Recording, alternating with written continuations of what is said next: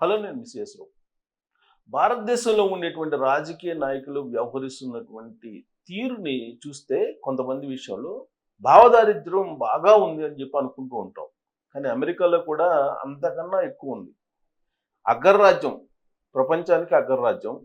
అక్కడ ఉండేటువంటి లీడర్లు ఒకవైపు వరదలు వచ్చి అమెరికాలో చాలా మంది చనిపోతూ ఉన్నటువంటి పరిస్థితుల్లో ఎలన్ మస్క్ అలాగే ట్రంప్ ఇద్దరు వాళ్ళ ఆధిపత్య పోరుని చూపించుకుంటూ ఉన్నారు.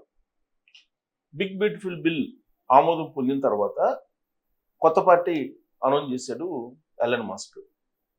ట్రంప్ ఏమంటున్నారు, ఆయన కొత్త పార్టీ అనౌన్స్ చేయడం వెనుక అసలు కారణం ఏంటి అనేది చెప్పారు. ఏం చెప్పారంటే, నాసా నాయకత్వాన్ని ఎలన్ మస్క్ స్నేహితుడికి ఇవ్వమని చెప్పారు, అందుకని నేను ఇవ్వలేదు, ఆ కారణం చేత అతను ప్రభుత్వం నుంచి వెళ్ళిపోయి కొత్త పార్టీ పెట్టుకున్నాడు అనేటువంటి విషయాన్ని చెప్తూ డెమోక్రటిక్ పార్టీస్కి సపోర్ట్ చేస్తున్నాడు అతను అనే అంశాన్ని లేవనెత్తున్నాడు ట్రంప్. అంటే నాసా నాయకత్వాన్ని, నాసా సంబంధించినటువంటి కార్యకలాపాలని ఎలన్ మస్క్ స్నేహితుడికి ఇవ్వలేదు అనేటువంటి ఉద్దేశంతో ఇదంతా జరిగింది అనేది క్లారిటీ ఇస్తున్నారు ట్రంప్. వీళ్ళిద్దరి మధ్య ఇలాంటి భావ సంఘర్షణ లేదంటే రాజకీయపరమైన విభేదాలు ఇవన్నీ వచ్చి దాదాపుగా 10-15 రోజుల నుంచి బాగా అమెరికాలో చర్చ జరుగుతుంది. ఈ లోపుగానే అమెరికాలో టెక్సాస్లో భారీగా వరదలు వచ్చాయి. ఈ వరదల్లో సుమారు 70 మంది చనిపోయారు. వాళ్ళలో పిల్లలు 27 మంది ఉన్నారు. ఒక క్రిస్టియన్ క్యాంప్లో 30 మంది ఒకే చోట చనిపోయారు. దాని గురించి వీళ్ళిద్దరూ మాట్లాడుతున్నారంటే, అసలు యాక్చువల్గా వరదలు వచ్చినప్పుడు ఏదైనా ఒక రాష్ట్రంలో విపత్తు సంభవించినప్పుడు రాజకీయాలు మాట్లాడచ్చా? కానీ వాళ్ళిద్దరు రాజకీయాలు మాట్లాడుతున్నారు. అసలు టెక్సాస్లో ఏం జరిగింది అని అంటే, నేను గ్రూప్ని అడిగాను తాజా ఇన్ఫర్మేషన్ కోసం. అడిగితే అదేం చెప్తుందంటే, టెక్సాస్లో జూలై 7వ తారీఖున వచ్చినటువంటి వరదలు, 6-7 తారీఖులో వచ్చినటువంటి వరదల కారణంగా 67 నుంచి 70 మంది దాకా మరణించారు. వీళ్ళలో 21 మంది చిన్నారులు ఉన్నారు అని చెప్తున్నారు. 14 హెలికాప్టర్లు, 12 డ్రోన్లతోటి ఈ 9 రక్షణ బృందాలు ఇవన్నీ కూడా ఇప్పుడు రెస్క్యూ ఆపరేషన్ చేస్తున్నాయి. అక్కడ వరదల్లో చిక్కుకున్నటువంటి 800 మందిని కాపాడారు ఈ రక్షణ బృందాలు. టెక్సాస్ గవర్నర్ జార్జ్ అబాట్ మరియు హోమ్లాండ్ సెక్యూరిటీ కార్యదర్శి క్రిస్టినో యో ఈ సహాయ చర్యలను పర్యవేక్షిస్తున్నారు.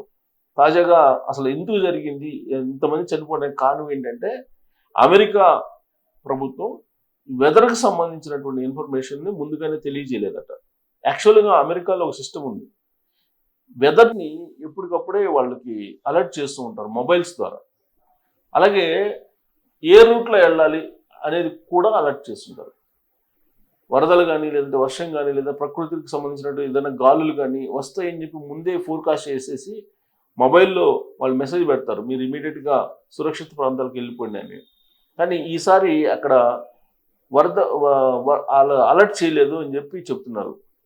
ఆ అలర్ట్ చేయని కారణంగానే ఈ ప్రమాదాలు జరిగాయని చెప్పి నేషనల్ వెదర్ సర్వీస్ సకాలంలో ఈ హెచ్చరికలు జారీ చేయకపోవడంతో ఇంతమంది చనిపోయారు అని చెప్పి, లేదంటే అప్రమత్తం అయి ఉండేవాళ్ళని. ఇప్పుడు వీడియోలు వైరల్ అవుతున్నాయి సోషల్ మీడియాలో. టెక్సాస్ ఏ విధంగా మునిగిపోయింది, ఎన్ని కార్లు కొట్టుకుపోయినాయి, ఎన్ని హౌసెస్ చిన్నాభిన్నమైనాయి, ఎన్ని చెట్లు కూలిపోయాయి, ఇవన్నీ కూడా మనకు సోషల్ మీడియాలో ప్రస్తుతం వైరల్ అవుతున్నాయి. హైదరాబాదు వరదలు వచ్చినప్పుడు ఎలా హైదరాబాద్లో ఉండేటువంటి కార్లు కొట్టుకోబోయాయో, అలాగే ఏ విధంగా అపార్ట్మెంట్లు సెల్లార్లు మునిగిపోయాయో ఆ దృశ్యాలు మించినటువంటి దృశ్యాలు మనకి టెక్సాస్లో కనిపిస్తున్నాయి. ఇంత జరుగుతూ ఉంటే ట్రంప్ అలాగే ఎలన్ మస్క్ వాళ్ళిద్దరూ రాజకీయపరమైన యుద్ధాన్ని చేసుకుంటున్నారు అక్కడ. ఇప్పుడు ఎలన్ మస్క్ ఉంటున్నారు, ట్రంప్ అనే అతను ఉండకూడదు, ట్రంప్ కనుక అమెరికా అధ్యక్షుడిగా ఉంటే అమెరికా సంక్షోభంలోకి వెళ్ళిపోతుంది, అమెరికా దివాళా తీస్తుందని చెప్పారు ఆయన. ఎలా దివాళా తీస్తుందని చెప్తున్నారు? ఇప్పుడు బిగ్ బ్యూటిఫుల్ కారణంగా, ఈ బిల్లు కారణంగా ఇది చట్టరూపంలోకి వస్తుంది. చట్టరూపంలోకి వచ్చిన తర్వాత ఏమవుతుంది, రాయితీలన్నీ తీసేశారు, సో కాబట్టి ఎవరు ఇండస్ట్రియలిస్టులు రారు అని చెప్పి చెప్తున్నారు. ఒకవేళ పాత వాళ్ళు కంటిన్యూ అయినా కానీ కొత్త వాళ్ళు వచ్చేటువంటి అవకాశం లేదని చెప్పి అంటున్నారు. సో రాయితీలు ఇచ్చి ఇండస్ట్రియలిస్టులను పిలుస్తున్నారు అన్ని దేశాలు. ఈవెన్ మన దేశంలో తెలుగు రాష్ట్రాల్లో కూడా బ్లాంక్ చెక్ రాసిస్తాను అంటున్నారు చంద్రబాబు నాయుడు గారు. రేవంత్ రెడ్డి గారు కూడా పోటీ పడి ఆల్రెడీ నేను ఎప్పుడో బ్లాంక్ చెక్ రాసిచ్చాను, మీ ఇండస్ట్రియలిస్టులు అన్ని రాండి అని చెప్తున్నారు. వాళ్ళకి భూములు ఇస్తున్నారు, కరెంటు రాయితీ మీద ఇస్తున్నారు, వాటర్ రాయితీ మీద ఇస్తున్నారు, ట్యాక్స్ బెనిఫిట్స్ కల్పిస్తున్నారు, ఇవన్నీ చేస్తున్నారు. మరి అమెరికాలో ఇవన్నీ ఏముండవు అని చెప్పి ఇప్పుడు ట్రంప్ ఈ బిల్లులో తీసుకొచ్చారు. అలాగే వైద్యం, విద్య, వీటికి సంబంధించి ఉన్నటువంటి గవర్నమెంట్ ఎయిడ్ని తగ్గించేశారు. దీంతో అక్కడ విద్యా వైద్యం మనలాగా అక్కడ కూడా కాస్ట్ కాబోతుంది. ప్రధానమైనటువంటి అంశం ఏంటంటే అమెరికాలో ఉంటున్నటువంటి విదేశస్తులు ఎవరైతే ఉన్నారో వాళ్ళు సంపాదించినటువంటి డబ్బుల మీద రెమిటెన్స్ ట్యాక్స్ 1% కట్టాల్సి వస్తుంది. యాక్చువల్గా 5% అన్నారు. ఆ 5% కాకుండా 1%కి పరిమితం చేశారు. ఆ 5% చేసినట్టయితే ఇంకా దారుణంగా ఉండేది. ఇదొక అంశం. రెండేంటంటే ఉద్యోగులకు సంబంధించి ట్యాక్సెస్ పెంచుతున్నారు. ఆయన డైరెక్ట్ ట్యాక్సెస్ ఎక్కువగా పెంచుతున్నారు. ఈ ట్యాక్సెస్ కారణంగా వాళ్ళకు వచ్చే ఇన్కంలో బాగా గవర్నమెంట్కి వెళ్ళే అవకాశం ఉంది ట్యాక్స్ రూపంలో. సో ఇవన్నీ కూడా ప్రతికూలమైనటువంటి పరిస్థితులు. కాబట్టి ఈ ట్రంప్ ప్రభుత్వం ఉంటే, ట్రంప్ అధ్యక్షుడిగా ఉన్నంతకాలం ఈ అమెరికా బాగుపడదని చెప్పి ఎలన్ మస్క్ చెప్తున్నారు. అందుకే అసలు ప్రజలు హక్కులను కోల్పోతున్నారు, ప్రాథమిక హక్కులు కూడా లేకుండా చేస్తున్నారు. ప్రజల మీద ట్రంప్ స్వారీ చేయాలనుకుంటున్నారు. అది కుదరదు అని చెప్పేసి ఆయన ఒక కొత్త పార్టీని పెట్టారు. అమెరికా చరిత్రలో ఇప్పుడు అమెరికా పార్టీ అనేది ఒక కొత్త పార్టీ ఆవిర్భావం జరిగింది. అయితే ఎలన్ మస్క్ అధ్యక్షుడు కాగలడా అమెరికా కంటే? అయ్యే ఛాన్స్ లేదని చెప్తున్నారు. కారణం ఏంటంటే ఆయన దక్షిణాఫ్రికాలో పుట్టారు.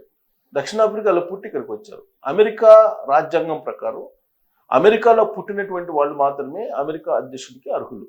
ఆ కోణం నుంచి చూస్తే ఎలన్ మస్క్ అధ్యక్షుడు అయ్యేటువంటి అవకాశం లేదు. కాకపోతే ఆయన ఎవరినైనా సపోర్ట్ చేస్తే వాళ్ళు అధ్యక్షుడు అయ్యేటువంటి అవకాశం ఉంది, కానీ నేరుగా ఆయన అయ్యేటువంటి అవకాశం లేదు. ఈ విషయాన్ని ట్రంప్ చెప్తూ ఉన్నారు. సో ఇలా రాజకీయపరమైన ఘర్షణ, రాజకీయపరమైన వాతావరణం అమెరికాలో ఉంది. ఏ సందర్భంలో ఉంది? టెక్సాస్ మునిగిపోతున్నటువంటి సమయంలో, అమెరికా విషాదంలో ఉన్న సమయంలో వాళ్ళ రాజకీయాన్ని మాత్రం ఆపట్లేదు, విభేదాలు ఆపట్లేదు, పరస్పర ఆరోపణలు కూడా ఆపట్లేదు. దీన్నే భావదారిద్ర్యం అంటారు.